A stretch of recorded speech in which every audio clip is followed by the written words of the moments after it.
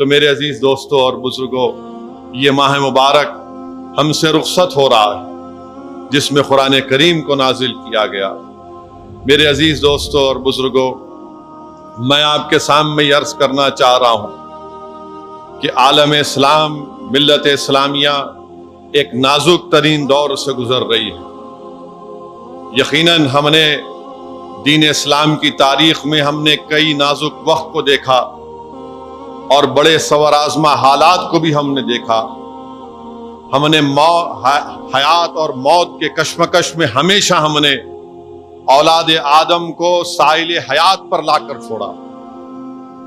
اور جو کتاب ہمارے نبی محمد مصطفیٰ صلی اللہ علیہ وسلم پر اللہ سبحانہ و تعالیٰ نے نازل کی، جو رسول اللہ صلی اللہ علیہ وسلم کا معجزہ عظیم ہے، اس کتاب کے قرآن کریم کے پہلے سورہ بقرہ میں اللہ سبحانہ و تعالیٰ فرما رہا ہے، جس کا مفسرین اکرام نے اس طرح ترجمہ کیا کہ اللہ سبحانہ و تعالیٰ ہم کو خوف سے آزمائے گا، اللہ سبحانہ و تعالیٰ ہم کو بھوک سے آزمائے گا، اللہ سبحانہ و تعالیٰ ہم کو ہماری لہلاتی کھیتوں کی بربادی سے آزمائے گا، اللہ سبحانہ و تعالیٰ ہم کو ہماری اولاد سے آزمائے گا۔ اور جب ہم نے اللہ کو اپنا رب مان لیا اور محمد مصطفیٰ صلی اللہ علیہ وسلم کو آخری نبی مان لیا، اور آپ کے بعد کوئی نبی نہیں آنے والا، ہم ختم نبوت کے اقرار کرنے والے، ہم نے حق کو مان لیا، اور حق کو ماننے والے ہمیشہ آزمائشوں کو اپنے گلے سے لگاتے ہیں۔ حق کو ماننے والے ہمیشہ آزمائشوں کو اپنے گلے سے لگاتے ہیں، کیونکہ اگر ہم سیرت النبی کا مطالعہ کریں گے، اگر ہم علماء اکرام کے پیروں کے پاس بیٹھ کر رسول اللہ صلی اللہ علیہ وسلم کی سیرت کے واقعات کو سنیں گے، تو جب رسول اللہ صلی اللہ علیہ وسلم نے اعلان حق کیا تو رسول اللہ صلی اللہ علیہ وسلم پر پتھروں کی بارش کی گئی۔ جب رسول اللہ صلی اللہ علیہ وسلم کعبۃ اللہ میں سجدہ کر رہے،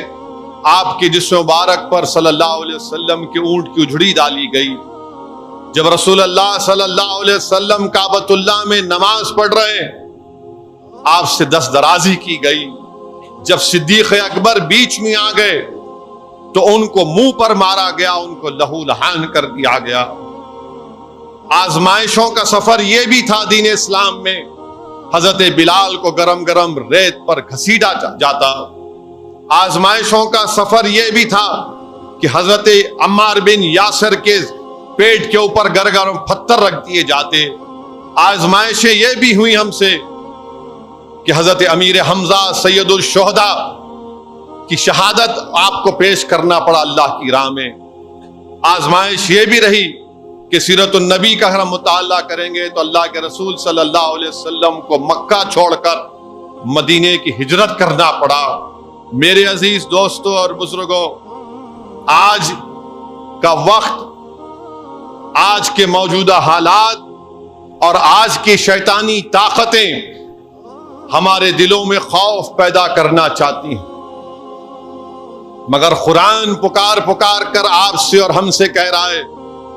کہ اللہ قرآن میں فرما دیا کہ تم کو خوف سے آزمایا جائے گا۔ اگر یہ شیطانی طاقتیں ہم کو خوف سے آزمانا چاہتی ہیں تو ہم ان کے خوف سے ڈرنے والے نہیں ہیں۔ کیوں؟ کیونکہ ہم زمین پر اللہ کے سپاہی ہیں، ہم زمین پر اللہ کے سپاہی ہیں، اور مسلمان سوائے اللہ کے کسی سے نہیں ڈرتا۔ ہم زمین پر اللہ کے سپاہی ہیں اور مسلمان سوائے اللہ کے کسی سے نہیں ڈرتا۔ جو طاقتیں ہم کو خوف دلانا چاہتی ہیں، ہم ان سے کہنا چاہتے ہیں کہ ہم اللہ کے سپاہی ہیں، ہم تمہارے خوف سے ڈرنے والے نہیں ہیں، ہم تمہارے خوف سے اپنا راستہ بدلنے والے نہیں ہیں، ہم اپنے حالات کو بدلنے والے نہیں ہیں، بلکہ جو اللہ کا سپاہی ہوتا ہے وہ حالات کو موڑ